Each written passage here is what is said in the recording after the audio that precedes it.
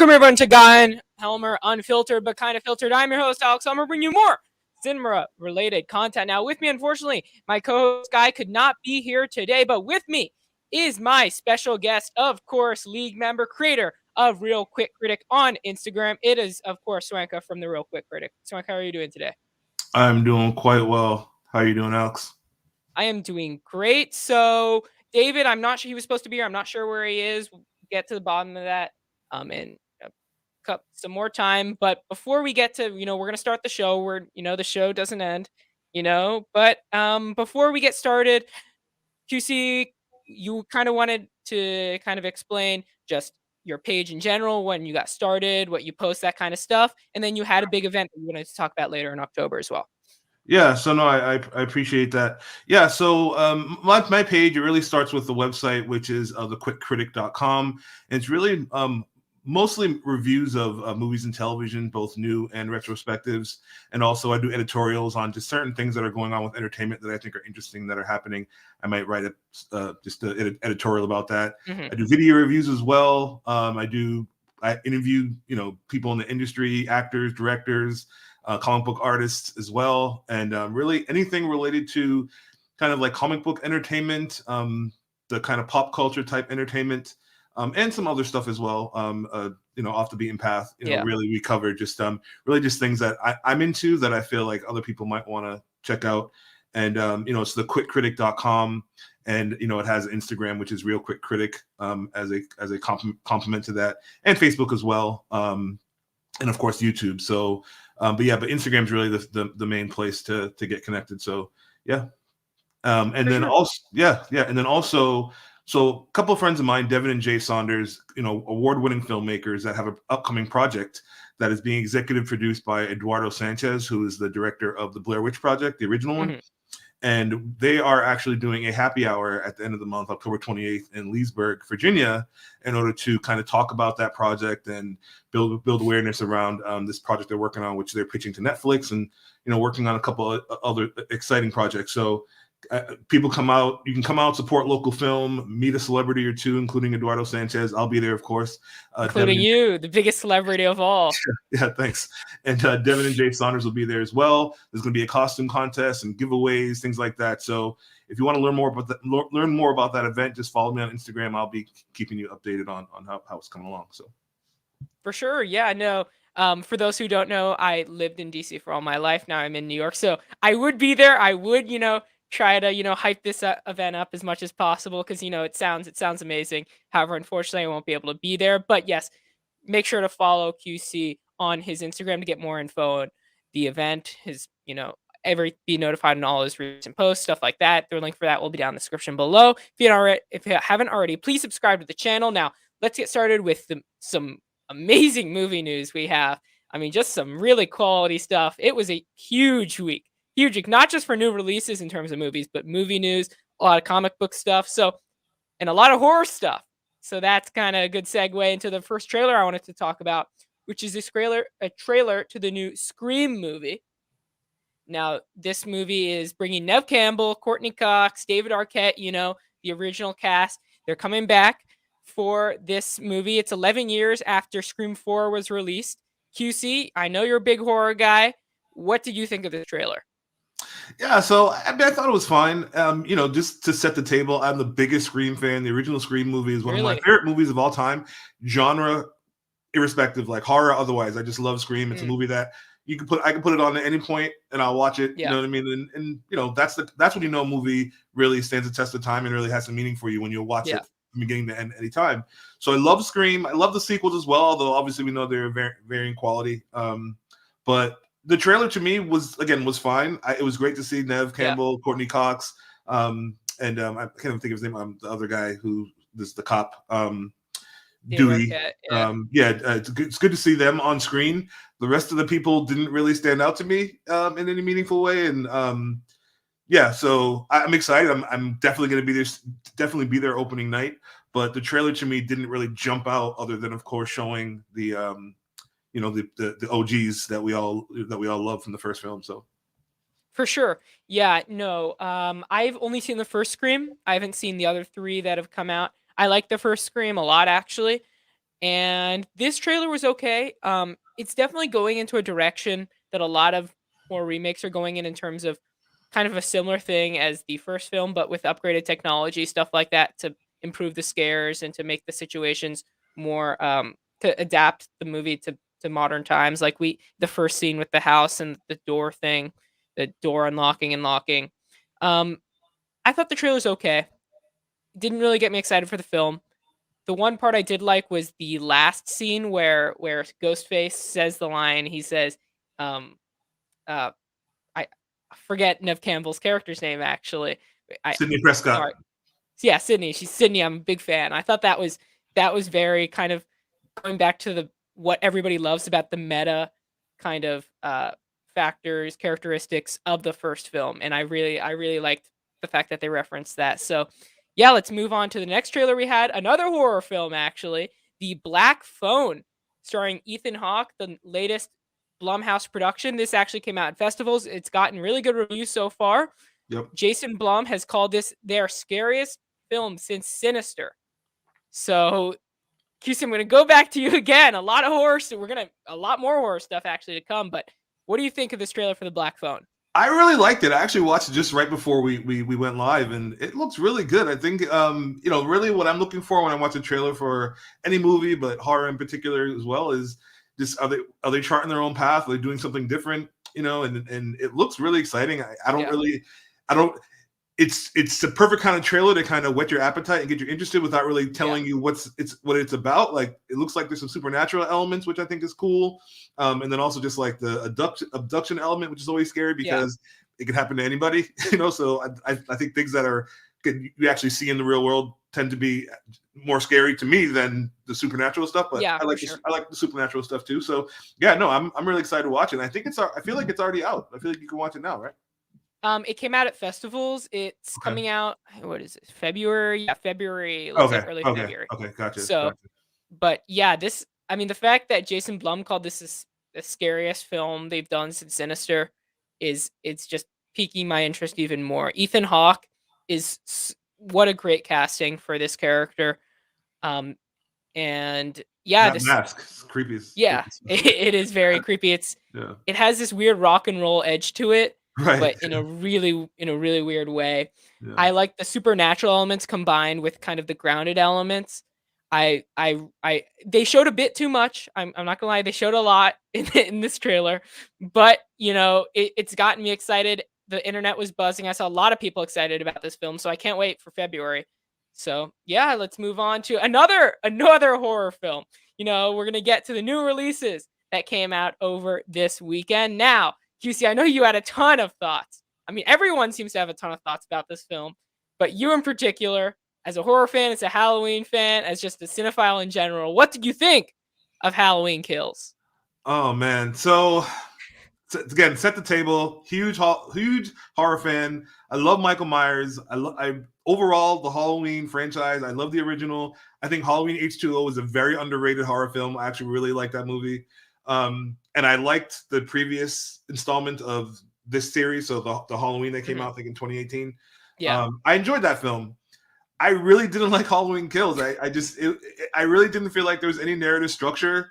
I didn't really get the fact that you have the protagonist, who is Jamie Lee Curtis, who is advertised as like final showdown between her and Michael Myers. Yeah, and she's and spoilers, so full spoilers, by the way, right? We're going full spoilers. No. We won't do spoilers. All right. Well, you can like vaguely hint at things. Yeah, like, let's just say that there wasn't really any narrative structure to it. I mean, the kills were good, so I mean, I feel like that's the bare minimum you expect going into this. And I do like Michael Myers, and I kind of like how they kind of went that Nightmare on Elm Street route, where the characters in the background don't really matter as much as like Freddy Krueger became the star of the film, right?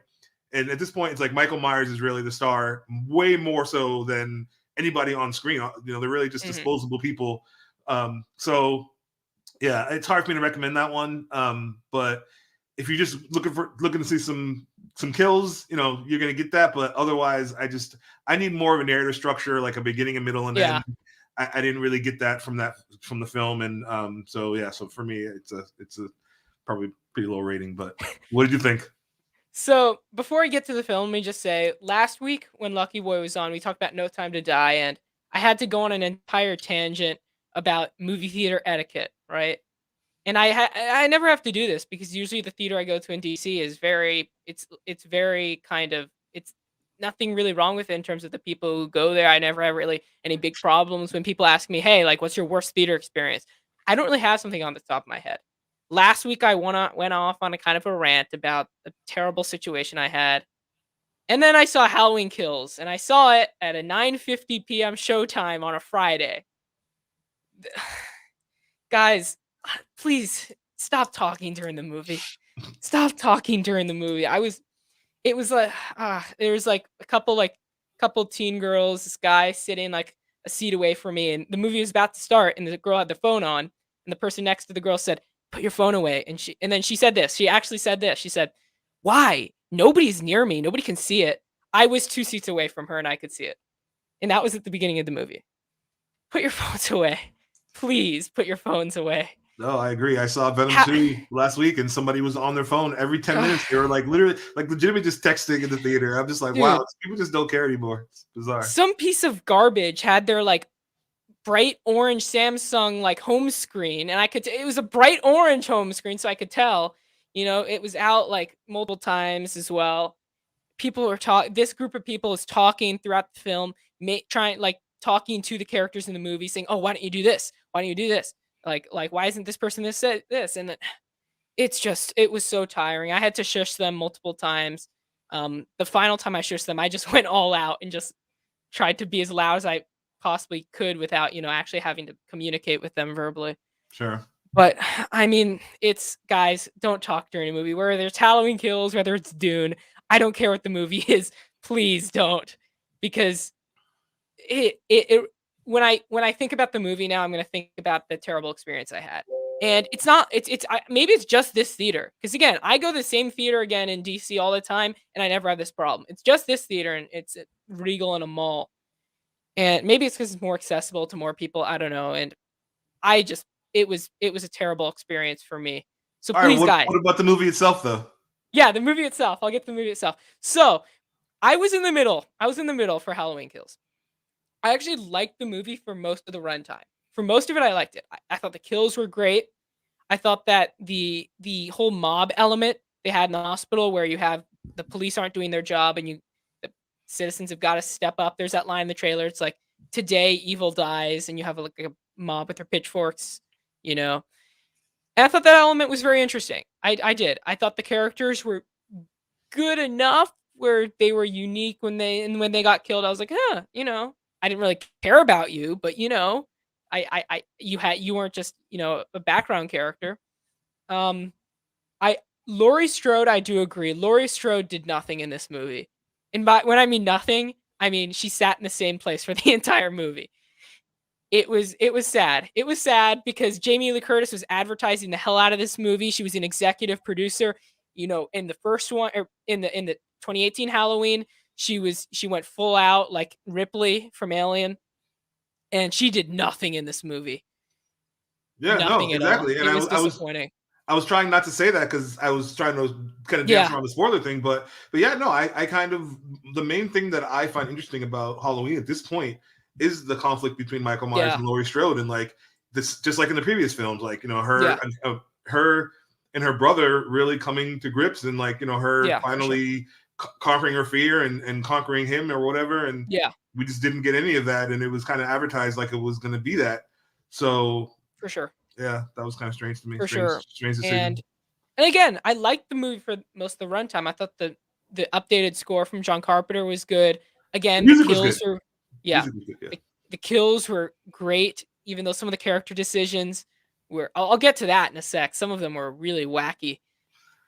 Yeah, And like again, not having a gun when you're, I mean, or having there's 30 like people but only one gun. Like, I don't know. there's one scene where a guy decides to go in a home alone, like a house. He decides to go in alone. QC, maybe you remember that moment where guys like, "You stay here. I'm gonna go in alone." I'm like, ah, oh, Yeah, dude. And then there's another moment where two characters by the names of Big John and Little John. I don't know why they kept that storyline in the movie. It was one of those scenes, guys, if you haven't seen the movie, where it's like, there's the two people in a house and Michael's, killing these two people, and we get to see what these two people, searching around the house, and it it was a bad scene. It didn't really make a lot of sense as to why they didn't just run out of the house in the first place. The characters weren't interesting. They're kind of annoying. It was a bad scene, and a lot of the movie was intentionally funny. Very like there's one kill involving a gun that goes off in a way that the person doesn't want it to go off, and my theater was just like, people were laughing their heads off, and I guess that's what they were aiming for. I don't know. Yeah, can we talk about how feeble those firefighters were? I mean, it's like they just were like, "Hey, come kill me." I feel like these are like supposed to be like well-trained people, like, right? They just kind of stood there and let him massacre like 10 of them. So, Yeah, they showed that in the trailer, so yeah, we can talk about that. Right. And again, I enjoyed it for most of the film. I enjoyed it until the last 2 minutes. The ending of this movie has eternally ruined a lot of the original Halloween and 2018 Halloween. I really want to get into spoilers, but I can't. But I also want to say the best thing about Michael Myers is that he's someone that can, he can enter your home. He can, slash your throat anytime, any day, right? He's somewhat the original Halloween. It's a slasher film. It's, just about a regular guy who kills for no particular reason. What they do in the last 2 minutes of this film is an absolute travesty, and the amount of plot armor it gives to Michael Myers makes the character in the movies just not interesting anymore. And I have no idea. Like Jamie Lee Curtis, before the movie came out, she said that this movie was going to make a lot of people angry, and it certainly did for me. The ending of this movie made me very angry, and it made the films much less interesting just from my perspective. QC, what did you think of the ending without obviously giving too much away? I really, I'm trying to think of how to talk about it without spoiling it, but it just felt very like just pregnant, where it just like it ended, and you're just like, I literally, when it ended, I was like, that can't be the ending. And then obviously the credits started playing, and I was just like, man, like I don't have a problem with cliffhangers, but I don't know. The whole movie just kind of left a sour taste in my mouth. Yeah. Outside, of course, the kills were fine. I don't think they were terribly inventive. I don't know if you think about that. I mean, most of it was just like him just getting stabby. But I mean, I guess that's Michael Myers. He's not really known for like very creative kills, not like Jason or anything.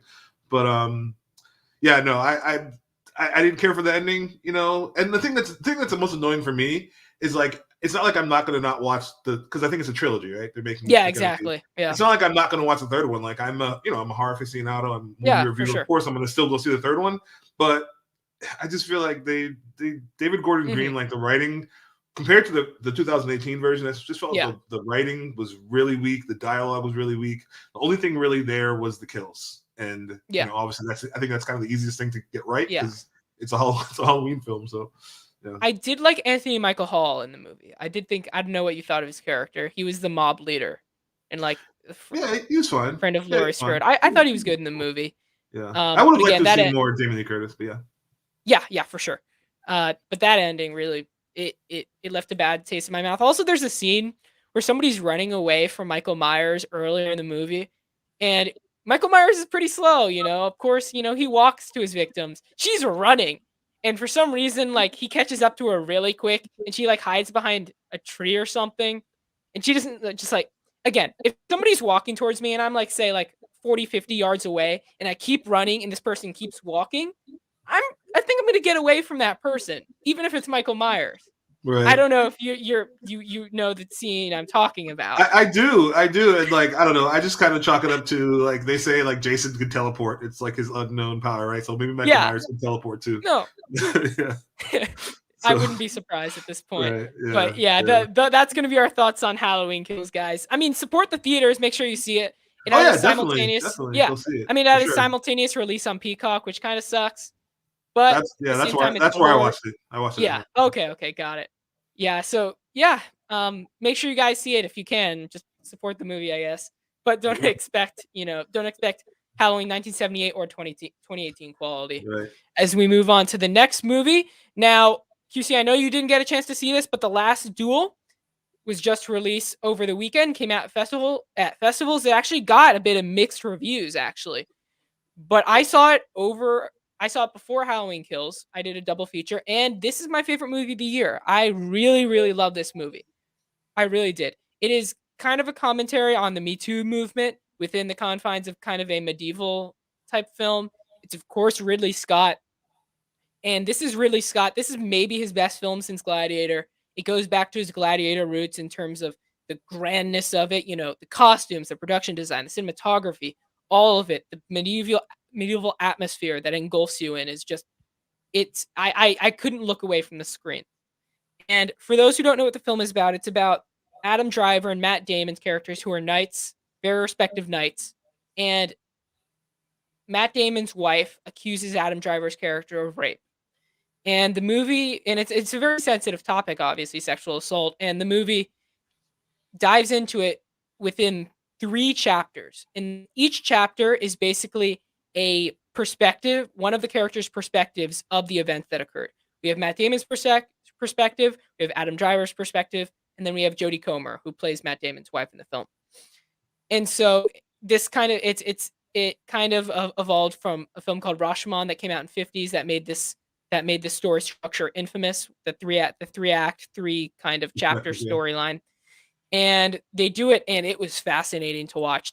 I don't know why no filmmaker has ever thought of doing this before, like showing a sensitive topic like sexual assault from multiple different perspectives. I don't know why no one's ever thought of that before, but it was an amazing idea. It was just so great, so fascinating to see these different events, see the same events occur and see them kind of from see them Different kind of lenses. differ. Yeah, from Yeah. different lenses. So you'll see the Yeah. same thing happen multiple times, but they'll happen a bit differently based on whose perspective it is.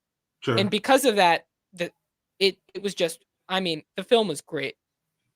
They brought on the writer of Can You Ever Forgive Me? I'm forgetting her name, but to write the last chapter for Jodie Comer's character. She did a great job. She brought an authenticity and an emotion to that character and to that chapter. The rape scene in question is very uncomfortable, very well done, but very uncomfortable nonetheless. Matt Damon, Adam Driver, Jodie Comer, Ben Affleck are amazing in this movie. Ridley Scott's direction is great. The fight scenes, the gigantic action scenes. I mean, don't get me wrong, it's not an action movie, but the action scenes they do have in this movie are fantastic. They're brutal. They're, the sound of someone's sword slicing through another guy. It is absolutely brutal. And then the film is called The Last Duel. So the last duel in question, the namesake, is absolutely fantastic. The best scene of the year. I don't know if anything can beat that scene. The last duel in question is so, so good. You get different stages to the fight. It's, a sword fight at times. Sometimes it's a joust. There are different weapons involved. It is nasty. It is brutal. You get to see people's perspectives of the fight. You get to see, there's so much emotion to the fight. So the stakes are so high. The emotional investment to this fight I was on the edge of my seat. I felt like I was watching the 4th quarter of an Eagles game. It was insane for me. It was intense. And it is just so. There's nothing like the feeling of being so emotionally invested into a fight scene. There's nothing like it in cinema. It's such a great feeling. That's And great. the No, last duel, yeah. go ahead. Sorry. Sorry. Go ahead. No, I was just saying, no, I'm really glad to hear you give it that Yeah. effusive praise because I've been looking forward to watching this for quite a while. Ridley Yeah. Scott is my favorite director. Oh, okay. I say that all the Got it. time. I think he's, probably the best director working in Hollywood right now. Lots to choose from, but my personal favorite. Mhm. Ben Affleck and Matt Damon share hometown with me. I'm from Cambridge. They're from Oh, Cambridge. yeah. Okay. Got it. We all went to the same high school. They're a little older than me. Really? But yeah, true story. Wow. Yeah. So I've been super excited about this movie, and yeah, everything you said is what I've already kind of read, and I'm looking forward to watching it this week and seeing that whole 3 act structure with the different perspectives and, Yeah. and how Ridley Scott puts his stank For on sure. that. I'm really For excited sure. to see that. Yeah. For sure. And it is a bit slow at times. It's 2.5 hours. So a lot of people have said it's slow. And I understand that because it is a long movie. It's a medieval movie. So a lot of the dialogue, you got to keep up with it. But overall, I was incredibly satisfied with it, more so than any other movie that's come out this year. because this year's been kind of disappointing for me when it comes to the movies that have come out. But this movie, definitely a big win. Big win for Ridley Scott. I can't wait to see House of Gucci now. I can't wait to see what he does with that. So Yeah, I let's want to see move that too. on now. Yeah. Yeah, for sure. Now let's move on now to the main topics. We're first going to talk about the little 4 hours that consumed everyone's lives over the weekend. DC Fandom. Now, DC Fandom occurred over the weekend. Yesterday, I believe it was 1 p.m. till 5 p.m. QC, did you get a chance to tune in live? I didn't get a chance to tune in live, but I caught up on most of the high points. Yeah. Yeah. So let me just say, I actually tuned in live. I tuned in live last year too. This event was 4 hours long. It was horrible. It was terrible. It was so bad. I want 4 hours of my life back, or at least 3 hours and 55 minutes of my life back. It was terrible. The amount of promotion that Warner Brothers did they know that everyone's there for the Batman trailer. They know, they're not stupid. They know that 99% of the people are only there to see the Batman trailer. Yet they make us wait so long for it, and they make us tune into, action figure reveals. Cam Newton is promoting his freaking hats, his like Superman hats. He's not even on an NFL team anymore. TC, you'd know he's not on a team anymore.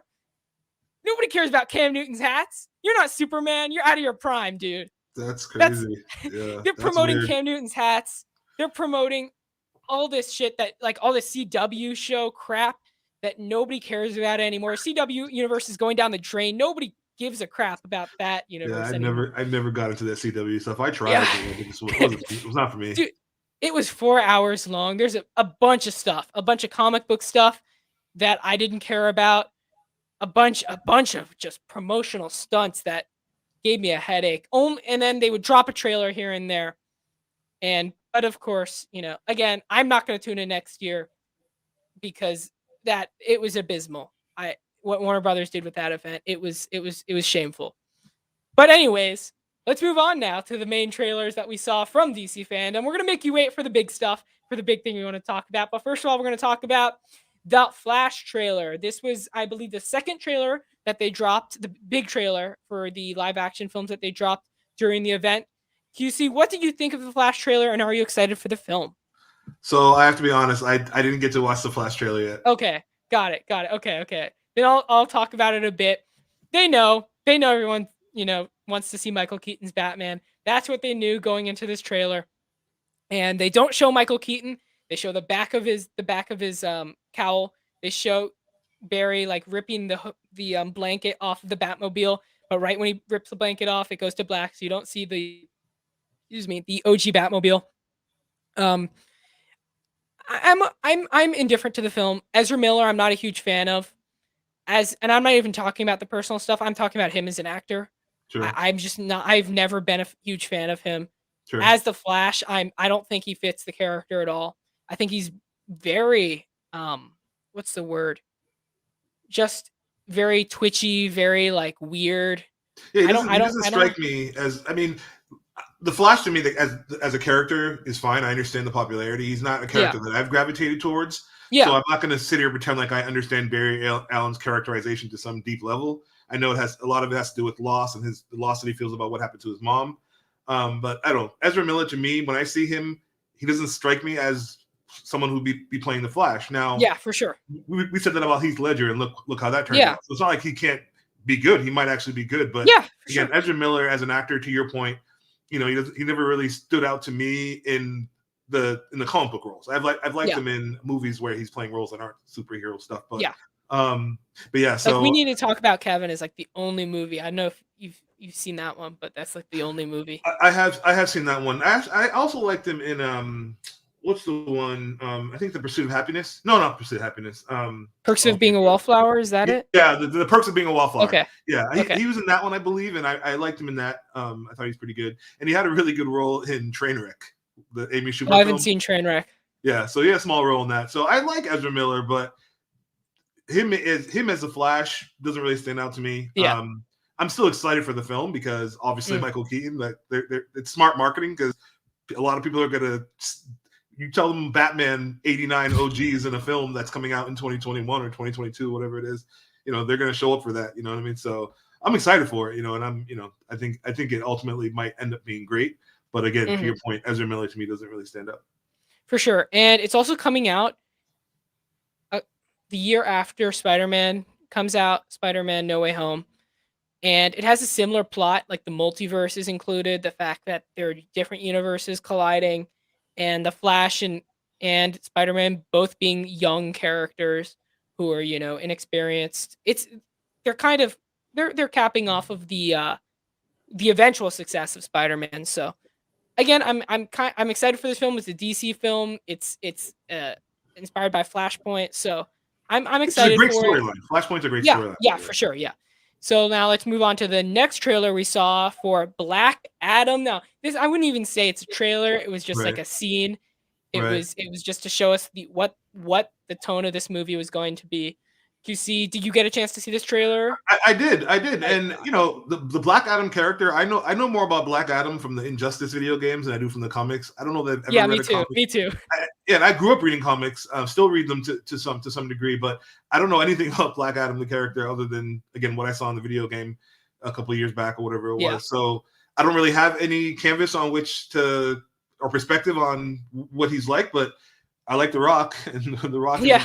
Rock, generally what he does good stuff. You know what I mean? So, yeah, I'm excited to see what they do with it. Seems like a strange choice. I just feel like there's so many comic book characters out there. Like, I just feel like Black Adam is just kind of a random, like, why is he getting Yeah. his own film? You know Will what I mean? be. So, I'm glad. I was very nervous because obviously it's The Rock. The Rock is a very comedic actor, as we all know.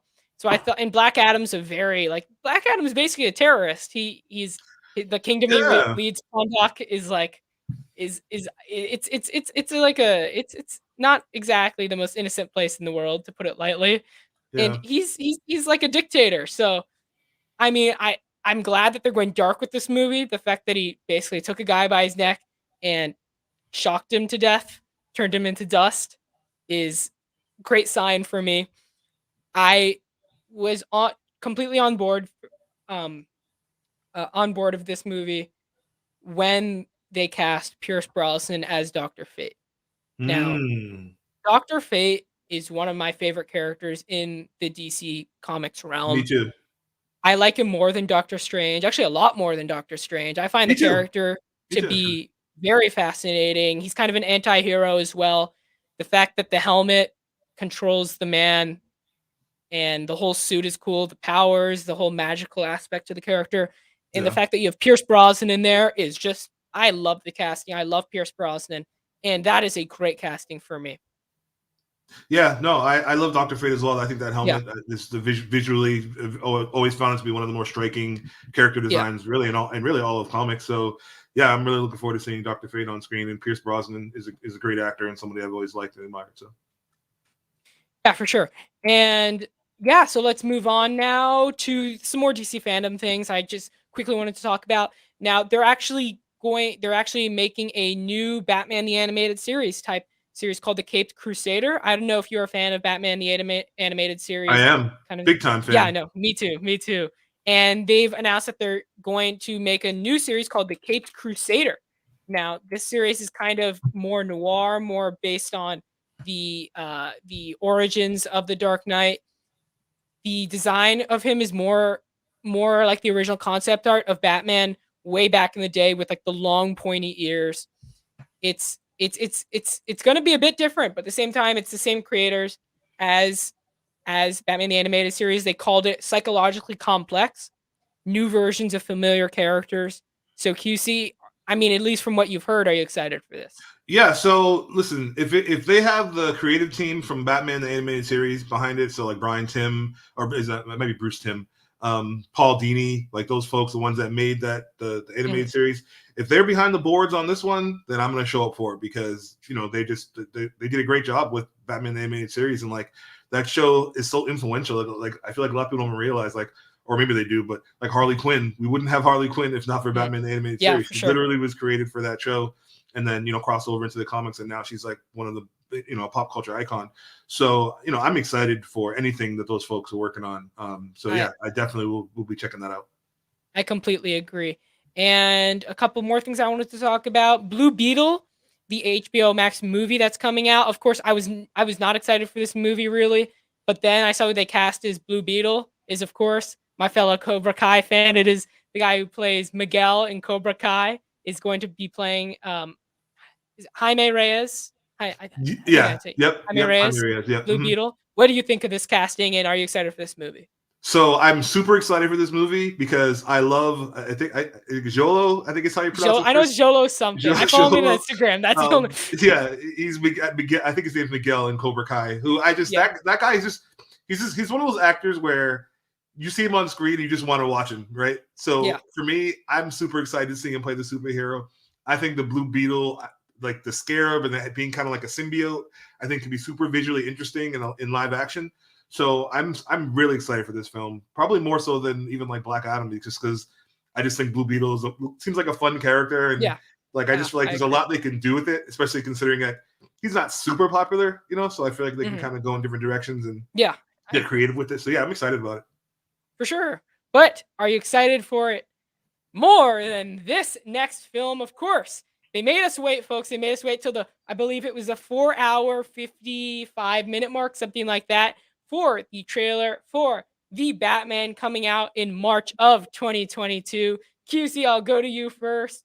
What did you think of the trailer for The Batman? Yeah, so I'm all about Battinson. Like I'm on board. Like there's been so many different interpretations of Batman, and it's hard to do something that stands out. And to me, whatever Pattinson's doing, this whole like film noir version they're going with, Yeah.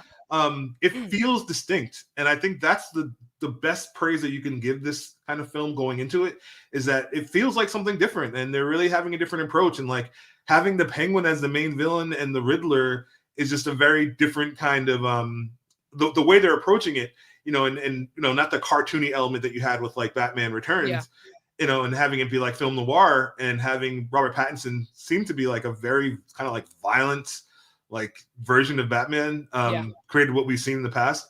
I'm really excited for it. I think if the movie's tone matches what they've shown us with the trailer, I think it's going to be a really great film.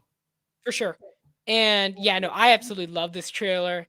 It it was I've told people this before, but I said if I were to create a Batman movie, just if I were to create one myself, it would most likely be in a direction. I would try to make it look like this. Again, like you said, it's really hard to go in a different creative direction with the character of Batman with the live action movie because again, we've gotten so many variations in the past, Yeah. but Matt Reeves looks like, at least from the trailers, that he's successfully done it. Now, I actually saw they did a brief interview with Zoe Kravitz, Matt Reeves, and Robert Pattinson before the film, and I thought that what Robert Pattinson said was really interesting. It got me really on board with the character. He said, this is a Batman who's really young, who's really getting into it, and he's because of that, everything is much more personal to him.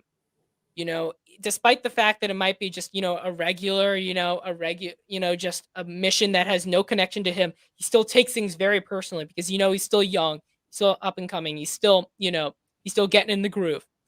And also because of that, because things are more personal to him, he's much more aggressive. And we're seeing that in the trailers. He's very aggressive. He's very careless. It's very ironic because he cares more, but he's also more careless in his actions. Sure. And you can see from the action scenes, from every time, he's very aggressive. He's He's very very dark. aggressive. He's Yeah. very brutal. And just the fact that Matt Reeves just has brought this character to life in a new, unique way is so great to see. Yeah, no, Um, I totally agree. And there's just one last thing I wanted to add is for me, the thing that I've always found interesting about Batman as a character is he's just a man, right? But he yeah, has this mindset and this drive and this just like total commitment to being this person that he almost feels like he's above being a human, right?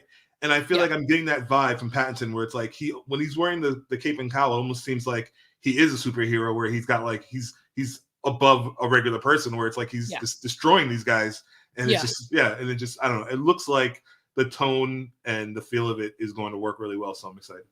For sure. And also in the trailers, they haven't given away the story, which I like. I still don't know what I know it's something to do with the Yeah, Riddler and murders that are going around, but I'm glad that they haven't revealed anything about the narrative because it keeps me guessing.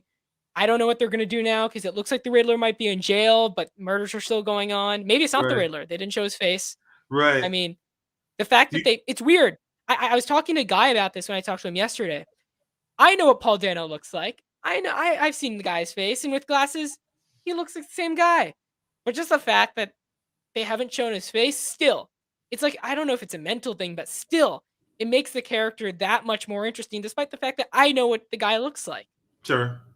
I just find it a very really really intense direction to take that villain in. Do you think we might get an appearance by the Joker or a teaser of the Joker in this film, or should we? What do No, you think? no, I'm on board with Joaquin Phoenix in this universe Wow. completely. Yeah, completely. Is that on the table? I didn't know that was on the table. If I mean, I would sacrifice not seeing the Joker in this movie if it meant I get to see Joaquin Phoenix's Joker later in the Okay. films. I am especially after seeing this trailer, Joaquin Phoenix would completely fit into this universe. Absolutely. And Yeah. seeing two high caliber actors like him and Pattinson go toe to toe would just be Man, that would they'd be printing money. gosh. If they made a sequel with Joaquin Phoenix, that movie would make literally like $2 billion. It's like everybody would see that movie. Yeah, for sure. And a couple things I wanted to talk about. Penguin, um, Colin Farrell's Penguin in this film. I got Robert De Niro vibes. I'm not gonna lie. There's a line he said, it's like, gotcha. Yeah. I'm like, oh, this is Bobby. This is, old Bobby from like Mean Streets, um, uh, Goodfellas. And so I'm I'm completely on board with the character in this film. There's a line where he's like, hey, beautiful. Or no, what did he call sweetheart? Sweetheart, what are you doing? Yeah. And I'm just like, sorry, that's my terrible Italian accent. That was But good. That's he good. really, but that's what he sounds like. Sorry, just quickly before we continue talking about the Batman trailer, I know David is here. David, how are you doing today? I'm good. Is everything all right? The mic and everything? Yes. And your Awesome. background looks great. It looks very festive. Thank you. So So- sorry I'm late, but I'm here to talk whatever you want to talk about. No problem. We were just talking about the Batman trailer. What are your quick thoughts on it? I loved it. Obviously we were all just what do you call it? Suffering through the DC fandom, even though they had cool Yes, stuff thank like you. I talked about that earlier. they had production videos of Shazam and Aquaman and the little cool teaser of the Flash, little Michael Keaton Batman thrown in there a little bit, which was cool to see. But obviously the Batman was the highlight. I don't know. I think I saw a couple people saying this. I think I prefer the first trailer. It had a nice tone to it, nice atmosphere. It seemed, I don't know. I think it was just better put together. But this was just amazing, just to see some new footage and to see more of this universe. But yeah, it's just incredible. And I don't know. I think I mostly got out. The theme is just incredible. It's somehow it feels nostalgic, but it also just feels new. But yeah, I'm definitely excited. For sure. And I think we didn't talk about this, but Zoe Kravitz is Catwoman also looks great. It's really difficult to bring that character in a new direction because, again, we got Michelle Pfeiffer, who's great. We did get Anne Hathaway, who wasn't great in my opinion, and she wasn't really Catwoman really either. She was her own character in that movie. But it looks like they're bringing her into this universe, and they're really successfully putting the character of Catwoman on screen. They haven't shown John Turturro as Carmine Falcone. Hopefully he doesn't die in this movie. I know it's too early to say, but I love John Turturro as an actor. I think he's great. And I really hope the fact that we haven't seen him has already kind of has kind of shown his downfall, as his doom. So I don't know. Is there anything else we wanted to talk about with the Batman trailer? Have we covered all the ground? I'm sure you guys did a great job. I just obviously I can speak. We're all looking forward to it, so I'm sure that's for sure. And so you saw the event live, right? I got a haircut, so I went out for breakfast with my family, so I had it on in the background. Lucky you. Some of us had to sit through it, watching it like they're watching. Some research. So I was like, when is the Batman trailer coming? But yeah, but obviously, I think they played it smart. They had it all the way at the end, so people would actually watch the event. Because if we had it in the beginning, I'm sure everyone would have left, and then no one would be watching it. So, Dave, what do you think about them bringing the Joker into this universe, and maybe even like the Joaquin Phoenix Joker? We were just talking about that. I did see that. I wouldn't mind actually. I know a lot of people want it to be separate, but again, it's just the fact to see Joaquin Phoenix's Joker and Robert Pattinson's Batman on the same stage. But I think I wouldn't know how it would work, because this obviously takes place, or I wouldn't say obviously, but this takes place sort of after, like, long after the events of the Joker, right? It's very unclear. I don't know. It's still unclear. Is it like 90s? It looks a bit. I have no idea actually. Just going on what I see in the trailer, which doesn't really say what year it is. I don't think. Yeah. Right? I wouldn't mind. Again, they can make anything happen at this point. Right. Yeah. So, yeah, I wouldn't mind. I think it'd be cool. I enjoyed the Joker, not the Joker, but I enjoyed Joker a lot. I thought it was a really good film. I know a lot of people, for some reason, a lot of people don't like it, and they're like, "Oh, it's a copy of Taxi Driver." It feels like Scorsese is like, but I don't know. I still liked it a lot, and I thought Todd Phillips did an incredible job. Yeah. Same. Yeah, for sure. And the things I would do to get Joaquin Phoenix in the same universe as Robert Pattinson. Again, if they don't do it, my life is, it doesn't change. It's the same. But if they do it, my life gets a lot better. So the things I would do a lot of bad things in order to get Joaquin Phoenix into that universe. See him, because I don't know, have we seen a Joaquin Phoenix, Robert Pattinson movie before?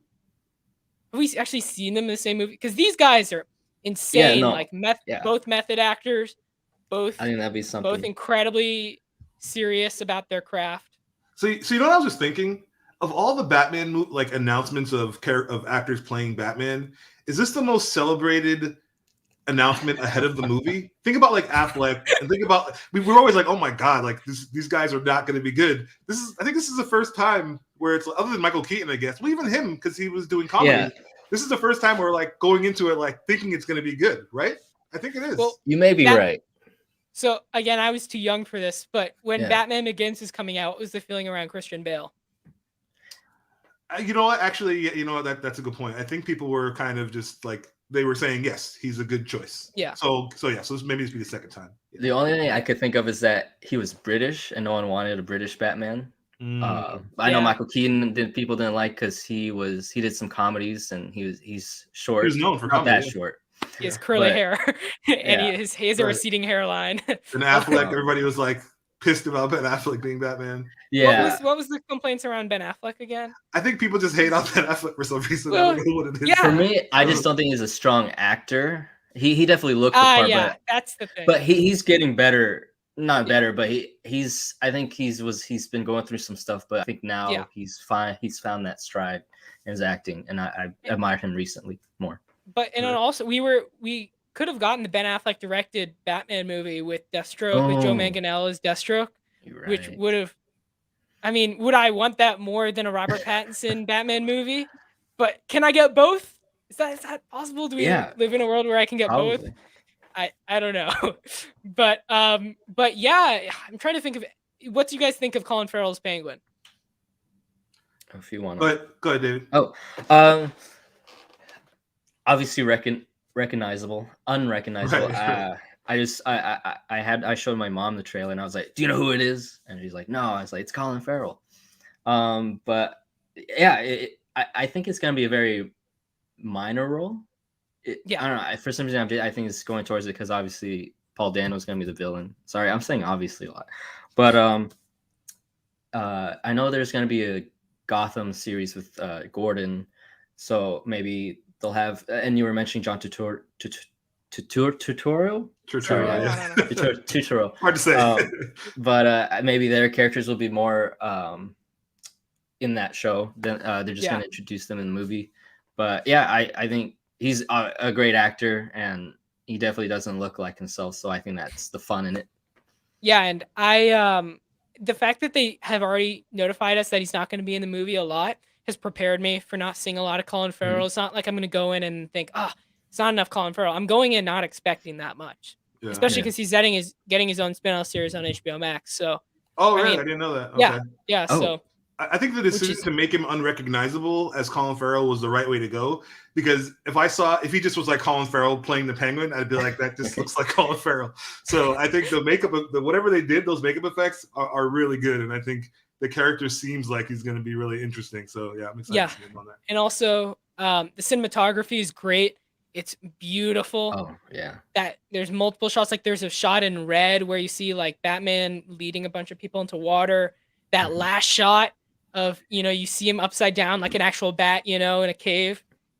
Yeah. I mean, oh gosh. What do you guys think of the Batmobile? I like it. I think it's. Oh, good. I was just gonna say, like, it serves its purpose. I wouldn't say it's better than the Bale one, the Keaton. I wouldn't say it's better than any of them actually, but you know, he's just starting out. He can't get a Ferrari right away. He's got to start out with like a Toyota or a Nissan.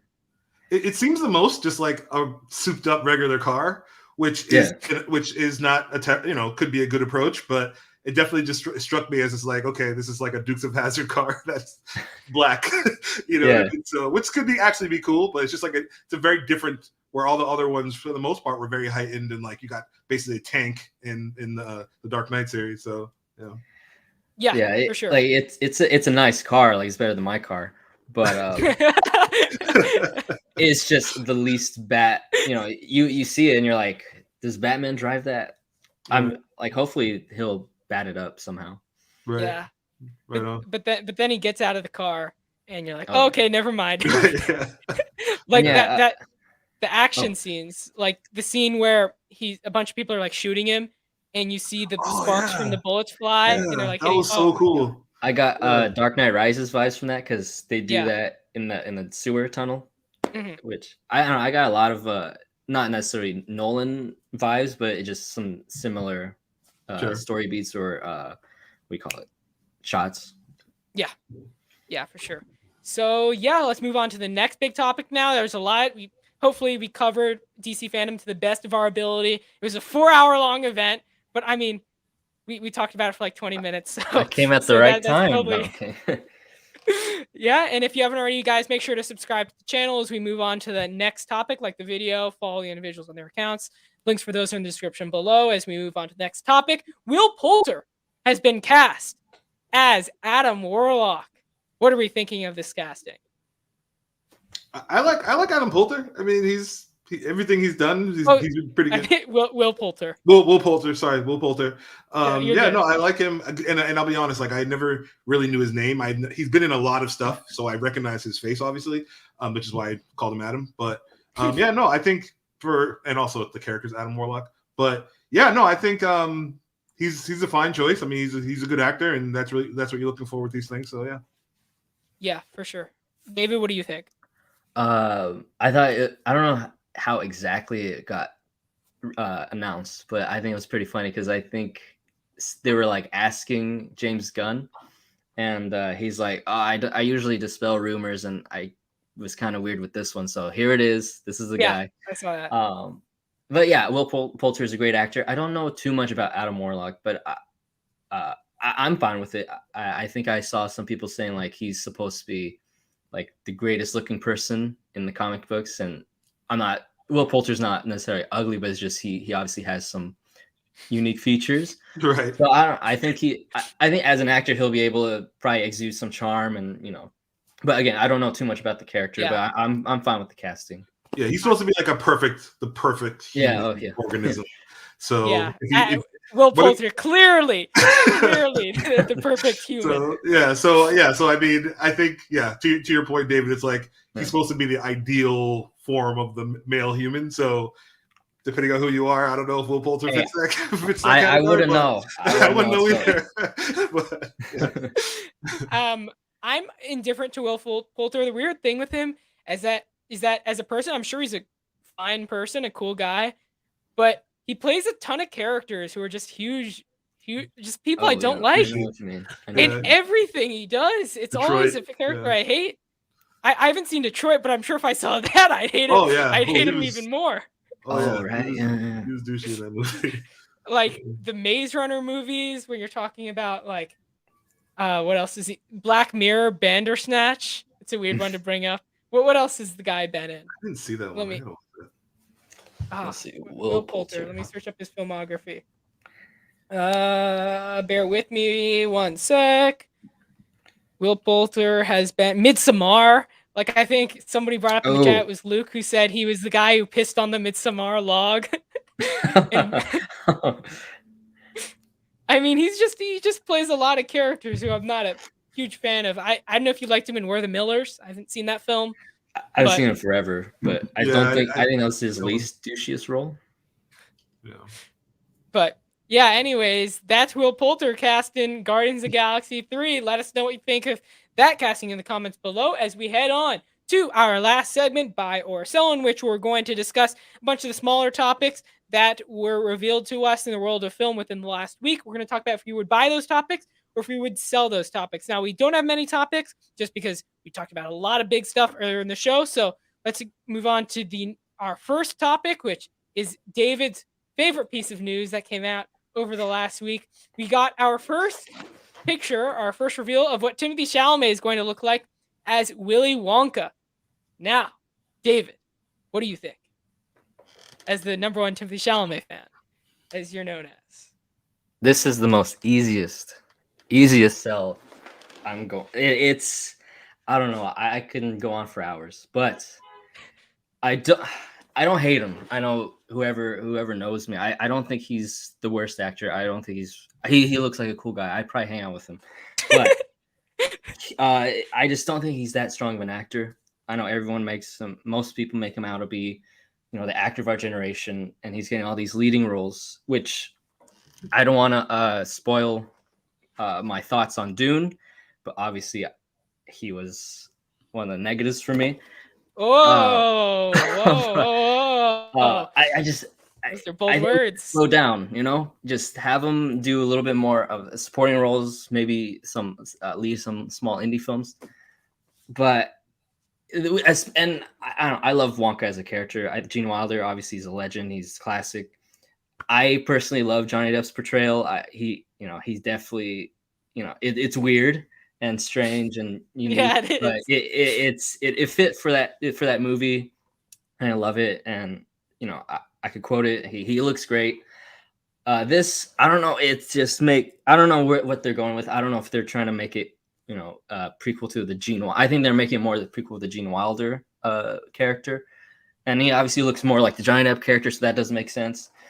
And then again with Timmy, he's not that strong of an actor, and he does not. He's supposed to have that you're supposed to be calm, but also have that edge to you if you're going, and he stated that this is an opportunity for him to take a little bit more risk and to be weird. And it's like, I don't get that from him anywhere in his previous roles.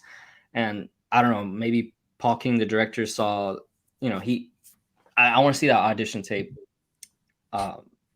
This is like my last chance for him. Like, if he does not prove me wrong here, that's it. Cause this, I want to see some risk. I want to see something different from him. And this is the perfect opportunity. And if he doesn't do it here, I don't know. I give up. I don't know. Sorry. QC, what do you think? Are you as cynical as David seems to be? Not as cynical. I'm gonna buy.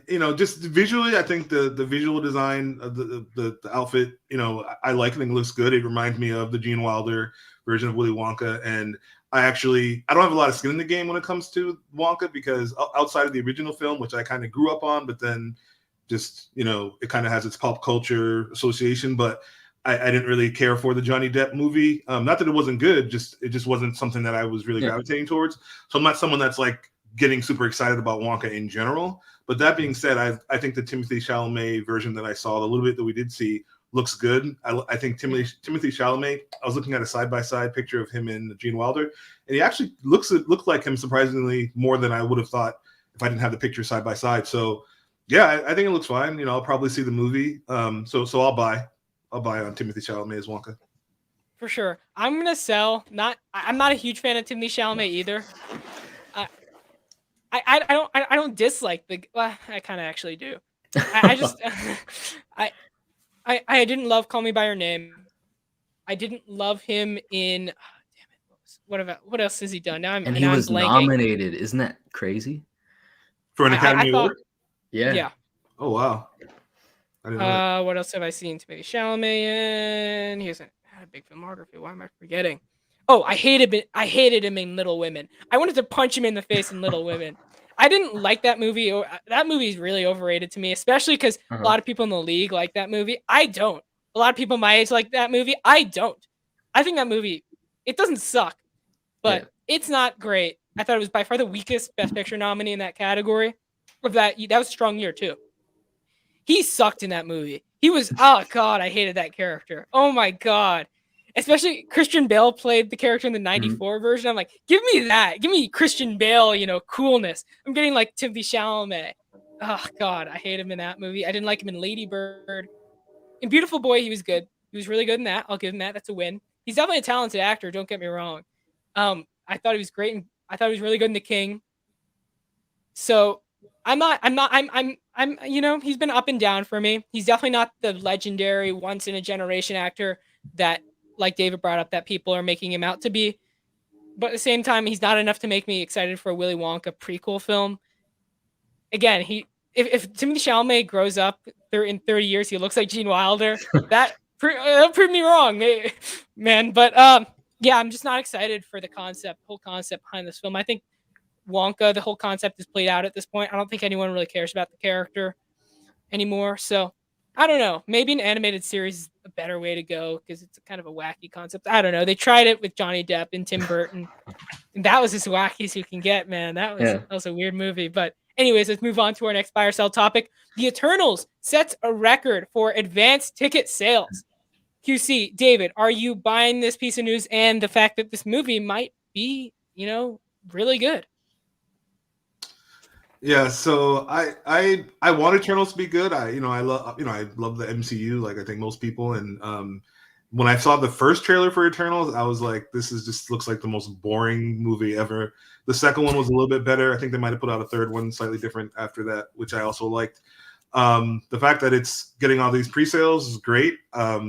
I have my expectations for Eternals aren't very high. It kind of strikes me as like the Black Adam thing. Like Black Adam is a cool character. Why is he getting his own movie above all these other characters that are much more well known? I grew up reading comics. I'm a super comic book nerd type person. I'm aware of the Eternals, but they're not characters that I ever wanted to see on screen or that I was like excited to see in any format outside of comic books. So it just seems like a really odd choice for the MCU. And then also the notion that they keep having to say, well, we've been around this whole time, but we weren't doing anything for these reasons. They got to keep reminding us that these omnipotent beings were basically watching all this really terrible things happening and never did anything. And they keep having to tell us this is why. Yeah, you're right. So that seems a little bit odd to me. So I hope it's good. It might actually end up being really good, but the costume design, it's like that MCU 101 kind of costume. Everybody looks the same, like a different shade of orange or gold, and I don't know. It's weird to me that this movie's even being made, but I hope it's good. Yeah, David. I'll say it's a soft buy for me. I was kind of surprised by that news. That that's pre-ticket sales are very high, and I was like, oh, interesting.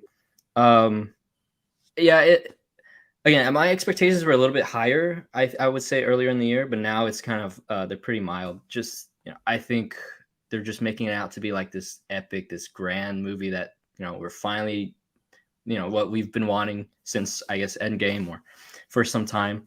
Chloe Zhao is the director. Cast looks great. It's gonna be IMAX. It's gonna be huge in scope. But just from what I've seen, from the trailers, it looks kind of bland and stuff like that. Like the cinematography is gorgeous for sure. What I'm also worried about, I believe she said something like, "Oh, we're kind of testing the audience with really long takes. We have one shot just going, and then we'll just cut when like at the very last second."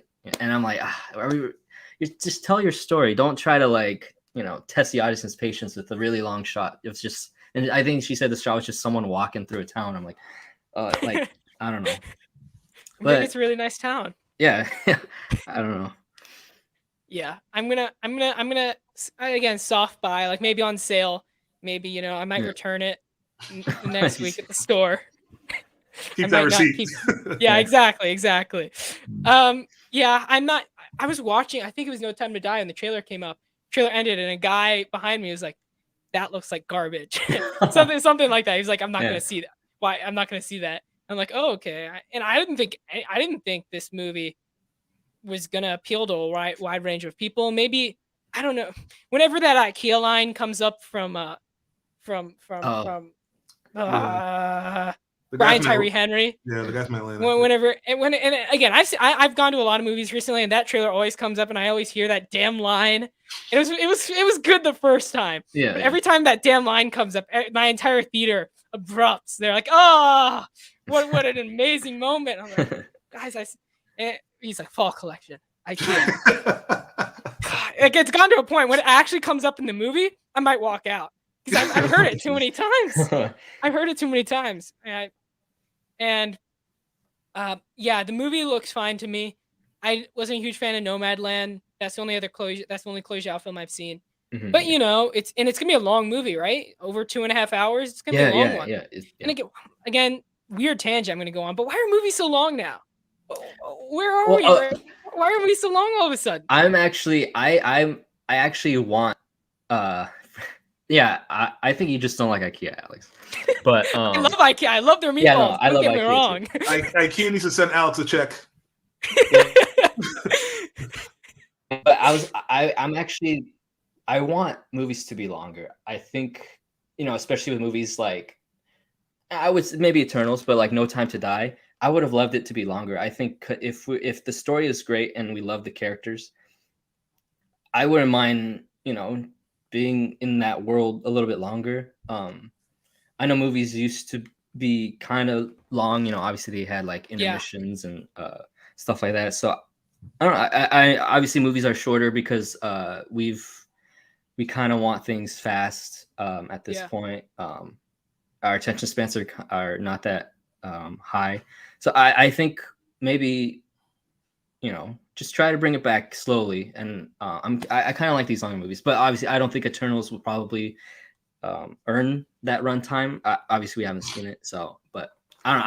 I kind of like that movies are getting longer. Yeah, it's weird. Maybe I was the only one who noticed. I don't know if you guys noticed as well, but it's weird. All the big blockbusters that come out, it's weird to see them less than 2 hours. That's when I think Luke mentioned Venom, an hour 30 minutes. Yeah. But all these yeah. movies, it's crazy. Like even like I remember one of the first ones where I noticed was It Chapter 2, where it was like 2 hours 45 minutes. I'm like, Jesus Christ, this is part 2. This is not even like a one-off movie. Can I get your guys' bonus opinion on if you saw it, Venom 2, what you thought about that? Alex, if you want. No, you can go ahead. I don't know. I enjoyed it. I know I can definitely step back and say, yeah, it wasn't the best written. It wasn't the technically best movie I've ever seen, but I think and it's he's been said. I think Tom Hardy's very passionate about the character, and you do see that. Obviously, the highlights were just him and Venom going back and forth. That was basically the whole movie. Yeah, I had a good time, and obviously the short runtime helped a lot because it just went by so fast, and it wasn't the worst experience. I wouldn't mind a Venom 3, and it's mostly because of Tom Hardy. That's why. Let me just say this: a lot of people are so mean. Why is society so mean? People these days, come on, guys, let's stop. Okay, we get it. You didn't like Venom. Okay, it's a fun movie. Yeah. There's a lot of good stuff in there, a lot of fun stuff. It's not perfect by any stretch of the imagination, but I don't understand how you can hate this movie, and I don't understand why society are so mean, especially towards the Venom movies. Like any other movie, like if a Marvel movie is bad, people are actually no, that's a bad example. Captain Marvel, people are really pissed, but I guess for other reasons for that movie. Like for other movies, I guess when stuff is bad, people don't get as mad. But when the Venom movies are, look, I didn't hate the movie. I didn't. I actually liked the movie. I gave it a 7 out of 10. I liked it. And I'm not afraid to say it. So I'll give my quick remarks on Venom 2. Yeah. Okay, so the positives. The visual effects were excellent. Mhm. Venom looked great. Carnage looks great. Tom Hardy is a very watchable guy. When you see him on screen, you want to watch him because he's just a great actor and he just seems like someone who's interesting, all that kind of thing. Beyond that, was it entertaining and enjoyable film to experience? I think so, but if you have any kind of affinity or connection to the Venom character, like I do, having grown up reading those comic books and still reading him in the comic books now, this is not a Venom film. It's just a film that it has this veneer of Venom, but it has nothing to do with the actual character. He has no connection to Spider-Man until, well, I don't want to spoil anything, but he has no connection to Spider-Man really. So the story that the dialogue is laughable. You know what I mean? Like Carnage just didn't have any motivation beyond I want to go rescue my girlfriend. You know what I mean? So it's just hard. Like if you're giving it a proper review, it's hard for me to recommend it. But yeah, it was entertaining. But if that's all you're looking for in a film, then most movies have something that's entertaining about them, right? So look. Why does the Fast and Furious franchise get a pass for being bad, but Venom 2 doesn't? Oh, they don't get a pass for me. Yes, they do. From you. Okay, from you. From me. Yeah. So, but in terms of at least from what I'm seeing online, I don't see any hate for Fast and Furious. I see family. For Venom 2, I see half a star, 1 star. It's crazy. I didn't hate that. It's like I don't want you to think that I hated Venom. I didn't hate it. It's just not a good. Neither film is a good film. But there's lots of bad films that you might still enjoy. But this is yeah. So I think I've said enough. But I'm gonna see Venom 3. I'm sure they're gonna make it. It's probably gonna be like 18 symbiotes at that point. So it's just symbiote porn. Dude, just wait. They're gonna make a movie where they go back to the planet, like the planet that Venom was on, and it's just gonna be like you're just. What's it called? Planet Clintar. Okay, yeah. I knew you knew that you're a Venom fan. But it's like what I wanted from a Predator or an Alien movie where they go back to the planet, just see a society of those organisms roaming around. So So again, what do you guys think of? I mean, Venom 2 wasn't on the agenda, but it always has to come into the conversation. It's that type of movie. Make sure to comment down below. What do you think of Venom 2? Let There Be Carnage. Make sure to subscribe if you haven't already. Now, let's move on to the last buy or sell topic we're going to talk about. We're going to talk about how Tom Holland has said that. Sorry, let me just bring up the quote real quick. He said that No Way Home is the end of a franchise. Are we buying what Tom Holland has said, or is he just messing with us? Thousand. Oh, go ahead, David. Go ahead.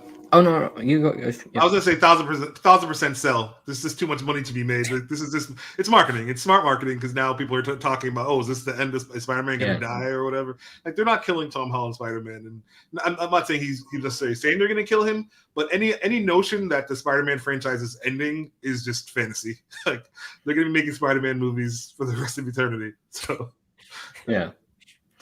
It's a sell. I don't know. I should have looked into it more. I did see that quote though, but it's just weird wording and probably just I don't know. It's just odd what he was saying. I think maybe he was probably going more towards that they're just gonna stop the home play on word titles. I think for the most part, and then still just start a new. Or not necessarily. And when he says, and maybe not necessarily like a franchise, but maybe his story with the MCU will probably be done. And then they'll probably because I think Sony, they needed help with Marvel and Disney to, jumpstart the character. And because they obviously messed up with Amazing Spider-Man 2. So they needed that help for a little bit. But I think they've found their stride. And I think Sony's probably going to be stepping away a little bit. So I think that's probably what they're gonna do, because I'm sure they're tired of Marvel, Disney controlling them and having them set in a certain storyline. So now they could finally jump off and do their own thing. So do you guys think this is maybe the last of Tom Holland we see from the MCU, not them, like from Disney particularly? Do you think after this, Sony will take full control of making any future Spider-Man Tom Holland movie?